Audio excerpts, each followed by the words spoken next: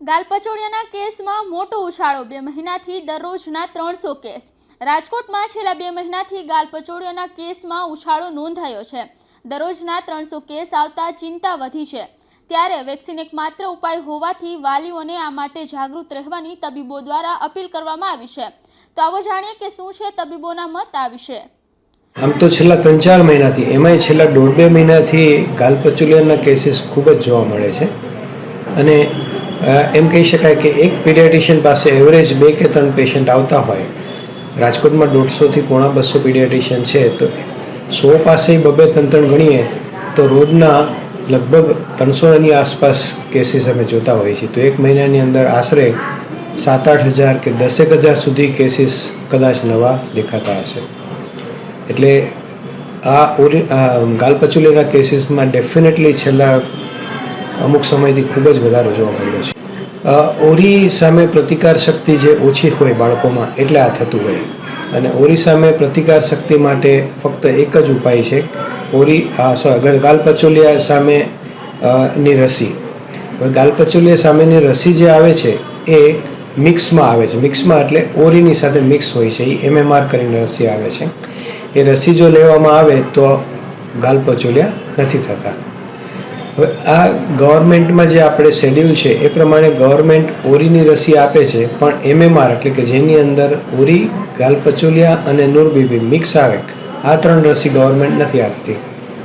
એટલે ગવર્મેન્ટ શેડ્યુલમાં જેણે વેક્સિન લીધી હોય એને ગાલપચોલિયાની રસી મળી જ ન હોય એટલે પ્રતિકાર શક્તિ ન હોય। એ રીતે જેણે પ્રાઇવેટમાં રસી લીધી છે એને પણ 2 ડોઝ લેવા જરૂરી હોય છે, એક તો 15 મહિનાની આસપાસ અને બીજું 4.5 વર્ષે। અમે જે ઓબ્ઝર્વ કરીએ છીએ કે 80થી 90% કેસમાં 4.5 વર્ષે જે રસી આવતી હોય છે એક યા બીજા કારણે પેરેન્ટ્સ નથી લેવા આવતા, નથી લેતા, સમજાવ્યું હોય, કહ્યું હોય તો પણ, એટલે 4.5 વર્ષે જે એનો બૂસ્ટર ડોઝ, સેકન્ડ ડોઝ મળવો જોઈએ એ નથી મળેલો હોતો। એટલે એના કારણે જે ગાલપચોલિયા સામે પ્રતિકાર શક્તિ શરીરે ઉત્પન્ન કરવી જોઈએ એ નથી હોતી, એટલે એ તરત જ લાગી જાય છે અને આ ખૂબ જ ચેપી રોગ છે। એટલે સ્કૂલમાં જ્યારે છોકરા એકબીજાના સંપર્કમાં આવે કે રમતા હોય ત્યારે સંપર્કમાં આવે તો એક છોકરામાંથી બીજા છોકરામાં તુરંત ફેલાય છે અને ઝડપથી વધે છે। પછી તકેદારીમાં સૌથી પહેલાં તો કહ્યું એ પ્રમાણે ગવર્મેન્ટની વેક્સિન્સ જેણે લીધી હોય એ બહુ સારી વસ્તુ છે, લેવી જોઈએ, પરંતુ જો ત્યાં લીધી હોય તો એક એક્સ્ટ્રા વેક્સિન MMRની જે કહેવાય એ પ્રાઇવેટમાં લઈ લેવી જોઈએ, કારણ કે ગવર્મેન્ટમાં ઉપલબ્ધ નથી હોતી।